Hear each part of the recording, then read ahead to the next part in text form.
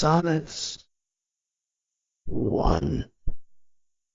From fairest creatures we desire increase, that thereby beauty's rose might never die, as the riper should by time decease, tender air might bear his memory. But thou contracted to thine own bright eyes, thy lights flame with self-substantial fuels, making a famine where abundance lies, self thy foe to thy sweet self too cruel. Thou that art now the world's fresh ornament, and only herald to the gaudy spring, within thine own bud buryest thy content, tender churl next waste in niggarding, be the world or else this glutton be, world's due by the grave and thee. Winters shall besiege, browse, and dig deep trenches in thy beauty's fields. The youths, proud livery so gazed on now, tattered weed of small worth held. Then, being asked where all thy beauty lies, all the treasure of thy lusty days, say within thine own deep sunken eyes, all eating shame and thriftless praise. How much more praise deserve thy beauty's hues? If thou couldst answer this fair child of mine, shall sum my count and make my old excuse see, proving his beauty by succession. This were to be new made, thou art old. See thy blood warm when thou feel'st it cold. 3. Look in thy glass and tell the face thou viewest, now is the time that face should form another's. Fresh repair, now thou not renewest it. Thou dost beguile the world unbless some mother. Is she so fair whose uneared womb stains the tillage of thy husbandry? Is he so fond will be the tomb? Self-love to stop posterity. Thou art thy mother's glass. She in thee calls back the lovely April of her prime.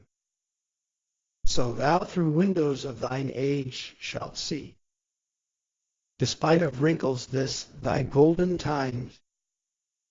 But if thou live, remember not to be thy single.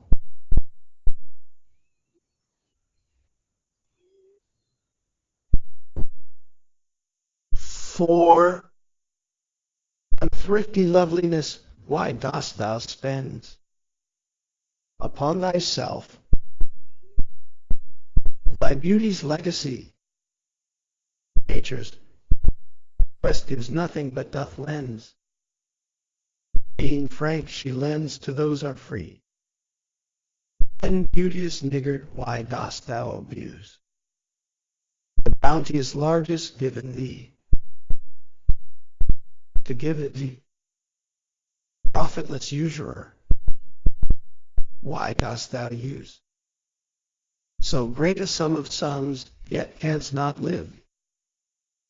Having traffic with thyself alone, thou of thyself, thy sweet self dost deceive thee. Then how nature calls thee to be good, what acceptable audit canst thou leave? Thy unused beauty must be tuned with thee. She lives.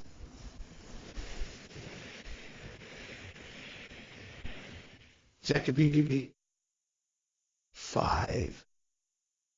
Those hours that with gentle work did frame lovely gaze where every eye doth dwell, will play the tyrants to the very saints, that unfair which fairly doth excel.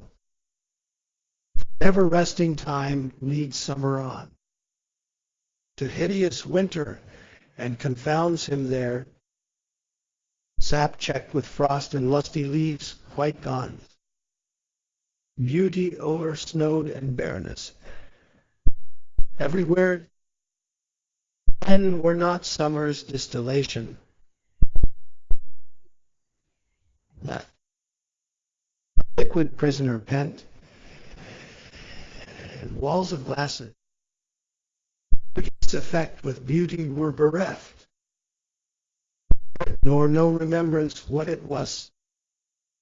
But flowers distilled, though they with winter meet, leaves, but they show their substance, still live sweet.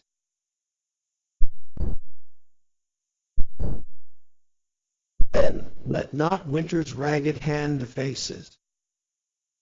Make thy summer ere thou be distilled. Make sweet some vile treasure, thou some place it. These treasure ere it be self-killed. That use is not forbidden usury, which happies those that pay the willing loans. That's for thyself to breed another thee, or 10 times happier be it 10. For once, 10 times thyself were happier. And thou art, and of thine 10 times refigured thee.